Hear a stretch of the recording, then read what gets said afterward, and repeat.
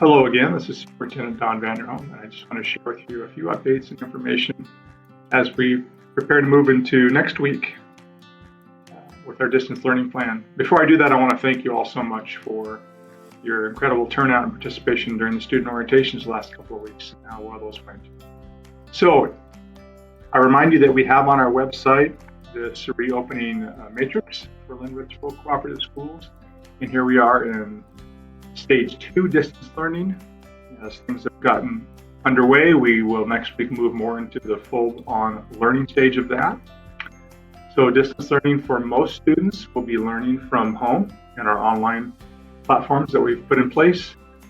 I hope you're finding that you're able to navigate those. I know staff are continuing looking for ways to provide you with short videos and cheat sheets so you know how to continue to move through those and your students are able to get access to everything they need. Some of our students will be learning from home and at school. Those are students who are those most at risk. If you go back to our matrix here, you can see there's a full explanation of who those students are. For those of you who have chosen to be remote learners, we appreciate you again for sticking with us and giving us a try to be your full remote learner. And we have in our back to school plan, back to school mailer that went out, that explanation which I have here to the right of the screen. And if you're finding that you are trying to go with another provider and you've been put on a long waiting list, it's still not too late to sign up with us at any time and get going with our Linwood remote learning plan. So some of the other components of our distance learning plan, I know you've been contacted by schools, but I just want to remind everybody that we will have transportation starting next week for those that are in that at-risk category who will be here a couple hours a day, 2 days a week. And also a reminder that to ride the school bus, you need to complete that health attestation. Your driver will be checking for that. There will be assigned seating.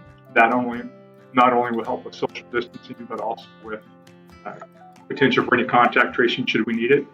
And the masks are required on the bus. And then as far as meals go, once again, we have that USDA waiver in place for all 0 to 18 youth. And we are going to be providing that same delivery, basic same delivery model that we did. Instead of being Mondays and Thursdays, will be Monday, Wednesday, and Fridays. And for those students who will be coming to school next week for the at-risk plan, reminder that there will be no meals served on campus right now. So make sure you have breakfast before you come in the morning. Then just a little bit about health in our schools and safety. Our screenings, checks are all in place. COVID-like illness rooms are established, and we have a response and communication plan, which I'll talk just about briefly here.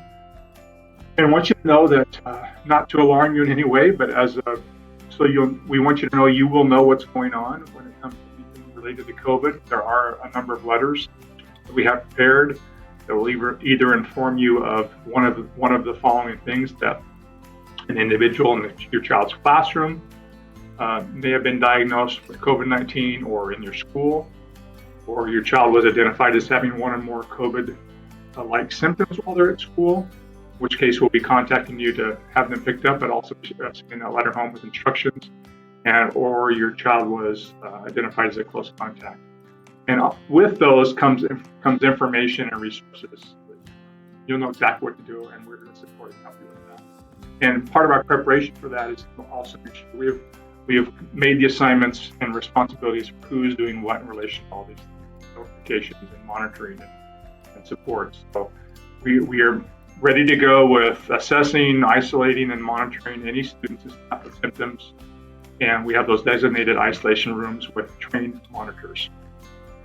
Finally, just back to this reopening matrix, I want to remind you again, we are going to keep assessing every 2 weeks, looking ahead 2 weeks. Can we move to the next phase? That's our goal. And, let's get to stage 5 as soon as possible.